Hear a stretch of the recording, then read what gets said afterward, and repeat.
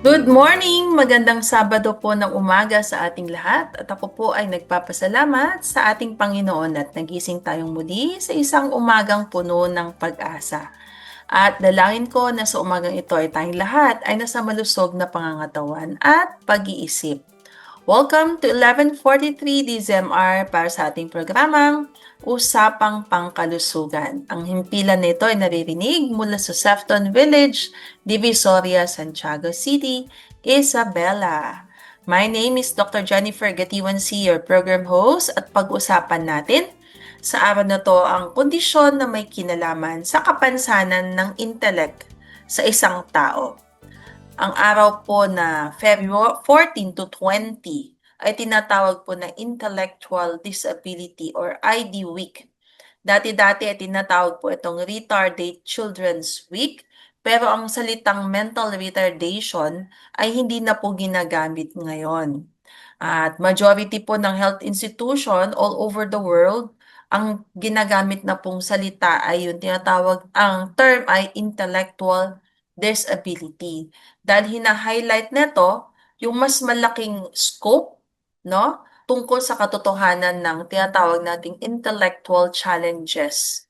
Ayan. At ang kampanya po sa araw na to ay ang tema po niya ay Gininto ang ani ng pag-ibig tungo sa matagumpay at tunay na inklusyon. A golden harvest of love, okay, towards a successful inclusion of people with intellectual disabilities na ika nga gusto natin sa society ay kasakasama natin sila, na-experience natin ang ng sabay-sabay kung anong ibinibigay na hamon ng ating buhay. Depende sa kakayahan.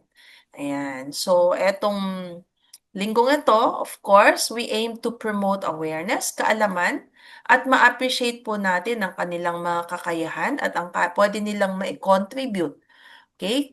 Kung sa iniisip natin ay isa tong kahinaan, meron din po silang kalakasan.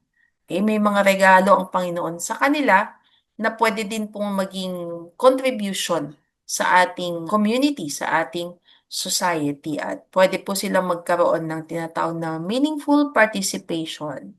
Ayan. So pag-usapan natin ano nga ba ang intellectual disability o sa Tagalog ay intelektual na kapansanan o kakulangan sa pag-iisip, okay, kaisipan. So isa po itong kondisyon na kung saan ang isang tao ay may limitasyon sa kanya tinatawag na cognitive functioning. Ito po yung hirap silang mag-unawa, okay? Or hirap silang matuto sa school. At ang kanilang adaptive behavior ay medyo hindi katulad ng mga kasing edad nila. So nangangahulugan na meron silang, pwede silang may mababang IQ or yung iba tinatawag na mental retardation. But it's a big scope. Okay? O, ang kadalasan is hirap nga nilang gawin, okay, mga karaniwang gawain para sa pang-araw-araw na angkop para sa edad nila. So itong kalagayan na to ay napapansin mula pagkabata, okay? At syempre for pediatric age group dapat ma-diagnose na to before a child or person reach the age of 18.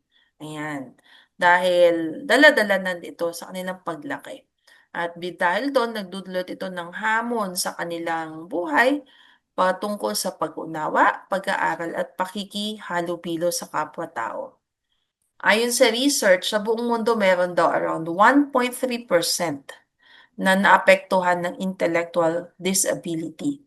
Pero ganun pa man, karamihan sa kanila ay mild intellectual disability, around 85%. At mas maraming kaso ng ganitong kondisyon sa mga bansang tinatawag na middle or low income countries tulad ng ating bansa dito sa Pilipinas kumpara sa mga mayayamang bansa. Pwede siguro dahil din sa nutrition. Actually, it's a very big, broad problem. Pwedeng related sa nutrition, sa pag-aaruga. Ayan. So ano nga bang simptomas? Nasabi natin kanina, no? Medyo delayed ang kanilang milestones, okay? So, o yung tinatawag na mabagal na pag-unlad ng kasanayan. Ano nga ba yung dapat nilang masanay sa kanilang paglaki. Unang-una sa mga baby, matutong umupo, tumayo, maglakad, magsalita. Yan. So, mabagal. Okay? So, syempre sa bata nga natin una ito makikita. Pag sila ay pumasok na sa eskwelahan, ayan, hirap silang mag-problem solving, hirap silang mag-memorize ng mga lesson, and of course, as they grow, yung tinatawag na soft skills, alagaan yung sarili nila. Ayan, yung magdamit, magsuot ng sapatos, magtali ng sintas. Yan yung mga basic. Okay? So other than that, pag bagong panganak, lalo na kung meron silang mga certain mga syndrome, ika nga, may mga kakaiba sa kanila, yung mga itsura nila, yan, mga unusual features. But as they grow, aside from yung nasabi natin kanina, pwedeng sila ay hindi gaanong lumalaki. Ang kanilang nutrisyon ay medyo kahit pinapakain, mabagal lumaki or hirap pakainin. Ayan. At sila ay pwedeng yung iba may sakitin, okay, nagkukumbulsyon. Ayan. So, yan yung mga napapansin. At sa mga bigger kids, sinasabi natin kanina, aside from yung mga hirap silang sumabay, meron silang mga signs of temper tantrums. Ayan. Aggressive sila dahil mabilis silang ma-frustrate at hindi nila nai-express yung gusto nilang sabihin or hindi din nila naiintindihan yung mga dapat nilang maintindihan. And because of that, meron silang mga anxiety, depression, temper tantrums. Ayan. So, yan yung mga signs or mga symptoms. So ano po ba yung mga sanhi kadalasan ng isang taong may intellectual disabilities? So kalakip dito ay meron din silang tinatawag na developmental or neurodevelopmental disorders. So ibig sabihin ay meron silang kondisyon o kapansanan na kasabayan kung kaya meron silang intellectual disabilities. Ang nasabi pa pala natin kanina, in case of gender, although parehong madami, mas madami daw kadalasan sa kalalakihan kaysa sa kababaihan. So, nasabi natin kanina, pag pinanganak, pwedeng may kakaibang itsura sila dahil ang madalas na may mga intellectual disabilities ay may mga genetic factors tulad ng Down syndrome, at yung mga iba-iba pang mga syndrome na pwede nating mai-correlate na sila ay pinanganak ng may problem, no, genetically.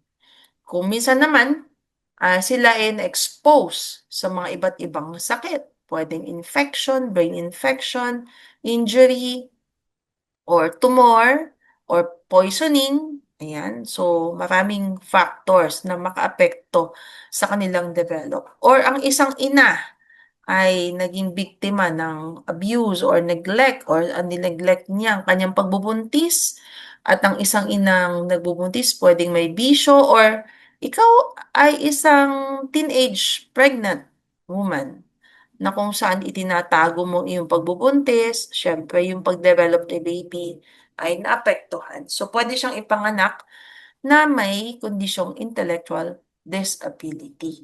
Ayan. So, kasabay din pala sa aside from genetic factors, yung mga ibang sakit tulad ng autism, cerebral palsy, they can further aggravate intellectual disability. So, etong kondisyon na intellectual disability, bagaman walang lunas, ay pwede nating bigyan ng therapy or early intervention at education na makatulong na mapabuti ang kanilang kalagayan at bigyan din sila ng kakayahan or equip them na makapamuhay ng mas independent. So, there are several ways to manage, okay? So, parang minamanage lang natin, troubleshoot natin, okay? So, the management of intellectual disabilities depends on their symptoms at sa kanilang mga pangangailangan. So, nakadepende daw doon. So, iba-iba. Kumbaga custom-made ang pag-manage sa isang batang may intellectual disability. Kung mild lang, siyempre mas low maintenance. Unless severe case na yung isang bata ay hindi nakakapagsalita, hindi nakakarinig, ayun. So, pero hindi yon hindrance, ika nga, na hindi sila bigyan ng tulong. Okay? I remember, may isang Disney movie na kung saan etong bata, she was born blind and deaf and mute, ay nagkaroon siya ng tutor na pinagtiyagaan siya. At etong tutor din niya ay partially blind. I just forgot what's the name of that, but this is a real movie or a real story, true story na eventually naturuan niyang magbasa with the use of Braille method at natutong magsalita netong bata kahit siya ay bingi. Ayun. So, napakaganda and she became an inspiration to many. Ayan. Na akala nung mga magulang nung una ay wala ng pag-asa yung anak nila. Ayan. So, the goal includes ensuring that the child achieves optimum health. Ibig sabihin, kahit meron silang intellectual disability, kailangan sila ay healthy pa din. And any immediate health concern nila, dapat yun ang mauna. Tapos another goal is to enhance yung mga functioning parts ng kanilang katawan. So yung nasabi natin kanina, bulag pipibingi pero nakapagbasa siya using her hands, the tip of her hands. Okay, yun yung braille. At nakapagsalita siya. Okay? So with proper coaching and tutorial, ayan, with proper love, care, and support from the family and the healthcare team. So yung mga healthcare team, sila po ay yung mga doctors or the pediatricians, psychologists, counselors, the therapists, the speech, the PT, the OTs, physical and occupational therapists, nutritionists, and of course, ang kanilang tutors or the special education teachers. Ngayon pong circa 2026, no, we are Gen Z generation or Gen Alpha na pala. So nabubuhay tayo sa panahong meron ng tinatawag na AI or Artificial Intelligence. So panisip natin, anong klaseng hamon meron tayo? Okay? Sa kung saan ang kaalaman sa maraming bagay ay pwede na nating makuha at the tip of our finger dahil nasa cellphones na lang natin or laptops. Pero sa panahon ngayon, ang dami pong cases na nadadiagnose with autism at nasabi nga natin may mga mental health problems, okay? Meron pong lumabas lately na article na nakasulat doon na ang Gen Z, itong mga younger generations, sila daw yung first and only generation to be less intelligent than the previous one. Ibig sabihin, mas mahina daw pagdating sa IQ. Okay? So, yung mas naunang mga generation daw are thought to be sharper and smarter. Ayan. Pero meron din ako nabasang isang article na inexplain niya ito sa ganitong kaparaanan. Yung tinatawag na two mechanisms that contribute to humanity's perennial tendency to denigrate the younger generation. Yung parang iniisip daw na mas magaling kami noon, mas mahina kayo ngayon. So palaging may comparison the younger generation with the previous generation. Two reasons. Number one, person-specific tendency to notice the limitations of others where one excels. So meron kang bias for every individual. Kunyari sa isang magulang, sa anak, example ko na lang ako, sabi ko sa anak ko nung nag-uumpisa siyang gumawa ng craft. Hirap siyang gumamit ng gunting, ng scissors. Sabi ko sa kanya, nung bata ako, alam ko na ang gumamit ng gunting, sabi ko sa kanya, na bakit mahina kayo? Naalala ko, syempre nung panahon namin, no, the Gen X, ang aming pastime ay gumawa ng mga paper dolls na ginagamit gunting-gunting.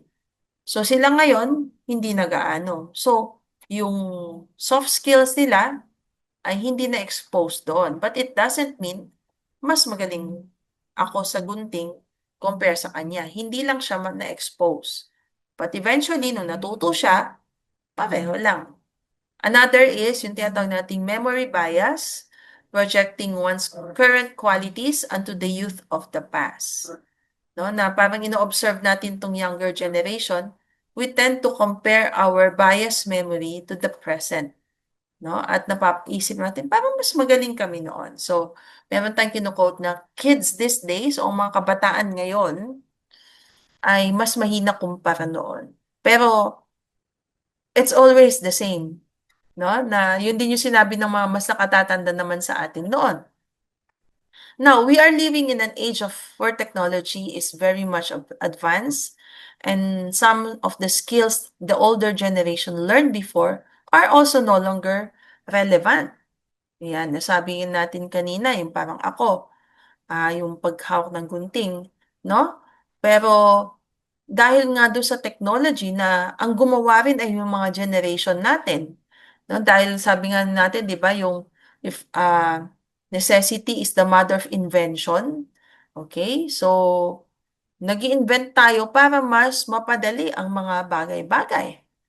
Okay? So, kaya yung mga dati nating ginagawa, nagiging obsolete na ngayon dahil hindi na gaano nagagamit. Example, with the use of calculator, okay, hindi na tayo nag-multiply.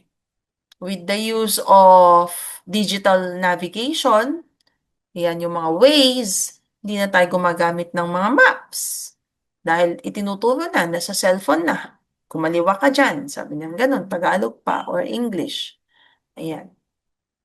Yung pagsulat, yung cursive, hindi na natuturuan kasi text-text na lang. Spelling, ayan. Ako ay spelling bee, gold medalist nung elementary, pero yung anak ko ngayon na grade 5, marami akong kinokorek sa kanyang pag-spell dahil hindi na nga sila na-practice. Pagbasa ng Bible, pag-memorize.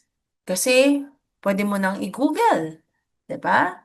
So, yung sa library, yung mga the way that we find in the card catalogs, hindi na kayo nagre-research ngayon. At the tip of our finger na. 'Di ba? Camera, wala na yung mga dating film. Kasi, ano na, nandun na sa cellphone. O yung pag-memorize ng mga telephone number noon, doon sa paikot pa lang. Ngayon, hindi mo na kailangang i-memorize. So, mahirap na tayong mag-memorize. Pero hindi pwedeng sabihin na mas magaling yung nakatatanda kaysa sa mga kabataan ngayon. Kumbaga, meron lang silang certain skills na talagang mas bihasa sila kasi kailangan nilang gawin noon. Pero ngayon, dahil nga with the advent of technology, hindi na nagagamit, unless tanggalin natin yun para maging bihasa din. Nasa sa atin yun. Pwede naman. Kumbaga, ibalik natin yung lifestyle na hindi natin kailangan yung mga certain technology that makes our life easier now para gumana yung utak ng mga younger generation. Yan. Ganun pa man, it's because of this advent of technology, meron din silang mga bagong hamon na dapat nilang lagpasan. Kumbaga, we are living in a more comfortable era, pero meron din certain challenges na dapat nilang lagpasan. Okay?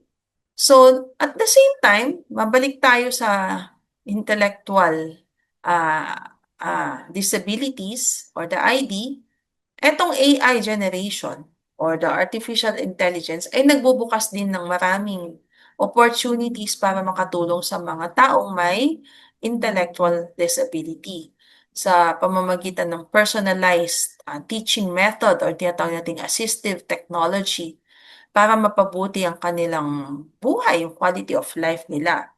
So, ang ating Department of Education ay gumagamit na rin ng AI upang matulungan ang mga estudyante o mag-aaral na meron na special ngang pangangailangan.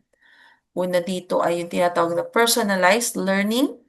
Ito yung AI-powered na app na kung saan pwedeng mag-adjust, no? Self-pace ang pagtuturo sa isang mag-aaral. So, personalize nga. May sariling timetable na custom-made para sa isang mag-aaral. So, personalized AI. Sabay, meron din tayong tinatawag na sabay project ng DepEd na kung saan ilulunsad ng DepEd Education Center for AI Research ang screening method using AI-based assistance for young children or sabay. Sasabayan nila, okay? Upang matukoy ang mga mag-aaral na meron na high risk or red flags na meron silang early detection at mabigyan ng agarang suporta. Yun ang goal neto, early detection. Kumbaga pagpasok pa lang sa school, at the start of school year, meron na silang mga assessment, ayan, or screening tools. Meron naman another tools, yung speech to text at the same time text to speech.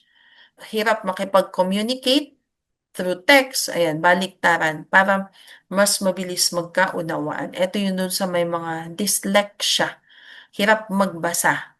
Ayan, so, pwede yun. Okay? O yung sa mga bulag, okay? Text to speech, ayan. So, mas high-tech na. Or what you call AI tutoring. Meron na tayong mga virtual tutor na maaaring magbigay ng paulit-ulit na pagsasanay sa pagbabasa or even the math kasi nga repetitive. When it comes to communication or interaction, meron na rin tayong voice AI in Tagalog.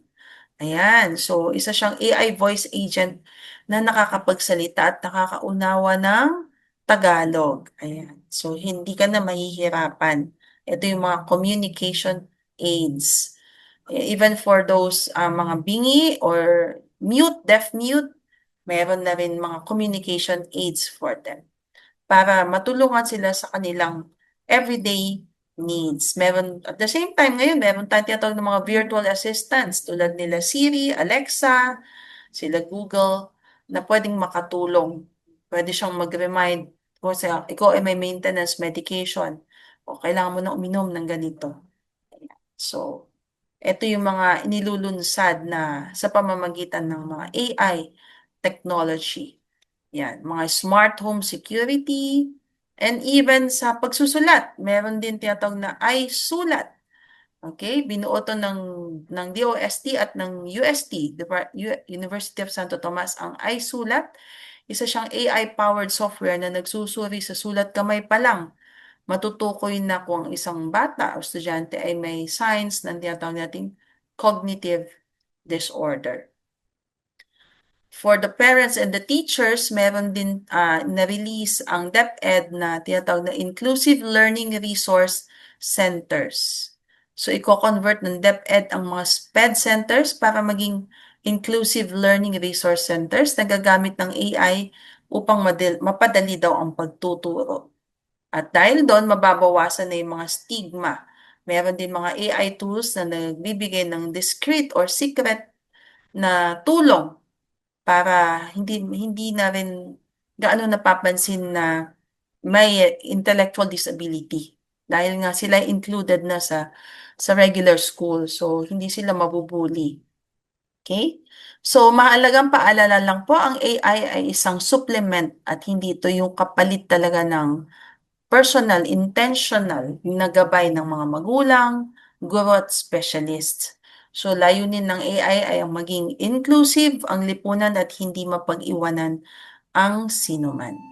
So sa ating pong pagtatapos, I would just like to share some verses na magbibigay po ng kapanatagan, pagmamahal at pagpapahalaga sa bawat isa, lalo na sa mga taong may kapansanan o the intellectual ng kapansanan. From Awit 139 verse 14, ako ay magpupuri sa iyo sapagkat ako ay kakilakilabot at kahangahangang gawa. Kahanga-hanga inyong mga gawa at nalalaman ng aking kaluluwa na totoong magaling. So, nilikha tayo ng Diyos na may layunin at kahanga-hanga ang kanyang pagkalikha sa atin.